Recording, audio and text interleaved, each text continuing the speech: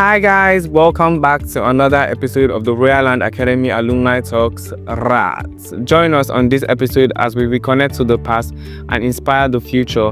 Here we tell tales of the most hilarious moments in the history of Royalland Academy and share meaningful insights, of course. I remain your host, Prosper. And I'm here with Miss Fit Ope. So we'll be diving right in. I wanted asking, I knew that generally in school and stuff, there were plenty values that we learned while in school. There were plenty journeys that we went through and then we learned a few things.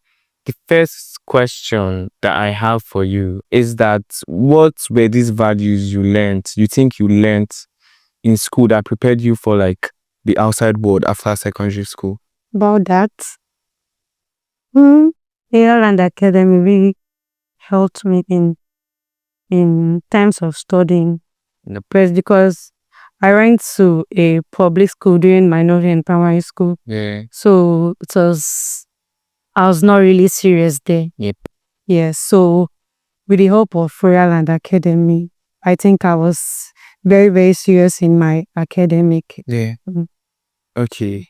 I feel like you're a little bit tense. Shake it off a little. Let me ask you one fun question. So you have 60 seconds here and you apply to each chair and they say, oh, take one bullet for one of your classmates. Who would it be? Fatinen. Fat. Oh my God. Obviously, you actually like Fatinen for you to actually say Fat. That's crazy. She was actually my close friend. Oh, that's great. Me, literally nobody. Nobody. Not like I don't like them. I like the time. But taking a bullet for somebody is actually crazy. I don't see myself doing it. So moving on. Another question. There are plenty opportunities for leadership and positions in school. So my question, were you holding power in school? Probably prefect something. Yes, I was actually the sports prefect then. Sports prefect. Yes. So obviously, yeah, athletic type of person. Yeah, I like sports. You like sports? It's crazy for a lady to like sport. Me at the man, I like sports to just setting limits. But being the sports prefect, that's actually crazy. Okay, another question that I would like to ask is, how has your experience impacted your life right now? Currently, how has the whole experience, what have you learned that you are imbibing in your everyday life? One meaningful thing that you learned and you're like, oh, this particular thing has been helping me every day of my life. In everything you do, you don't have to be so Exactly. So actually the kind of person I am, I'm a very free person. During those days in school, I used to be free that most students from primary section, Yes. secondary section, they love me a lot. Yes, maybe because of the kind of person I am, because I'm free.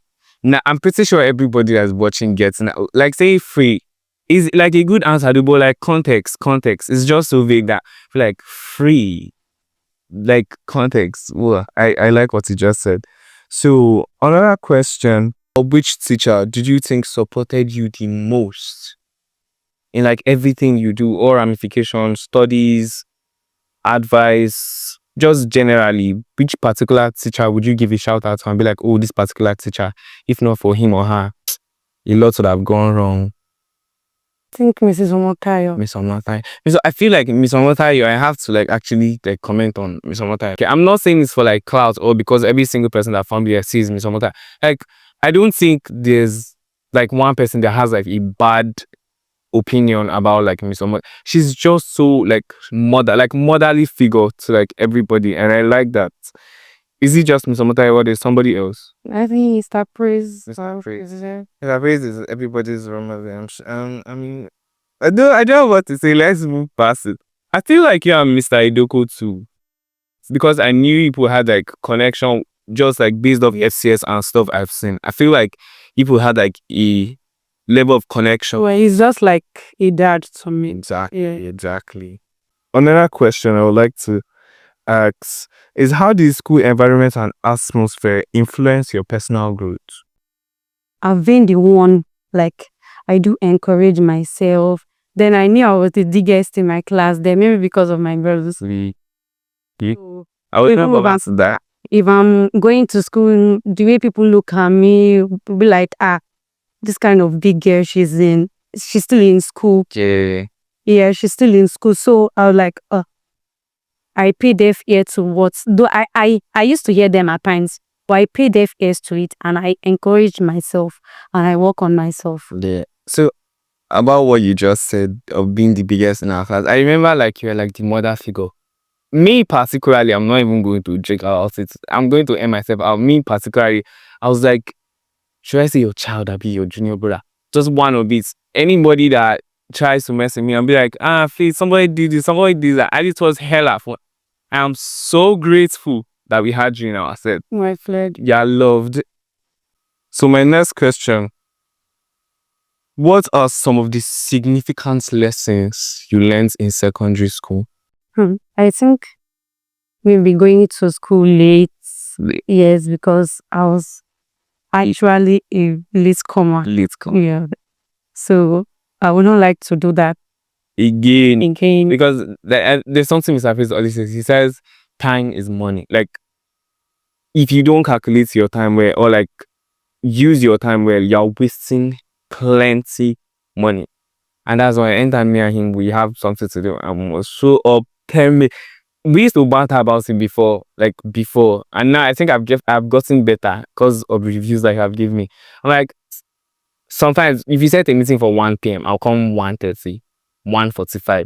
And he's like, this thing you are doing, you'll be regret this when you're getting older. And like picking from the things you have said, I'm pretty sure that now, list coming should not be on anybody's list. If you have a time set, make sure you do everything and get to that particular place at that particular time.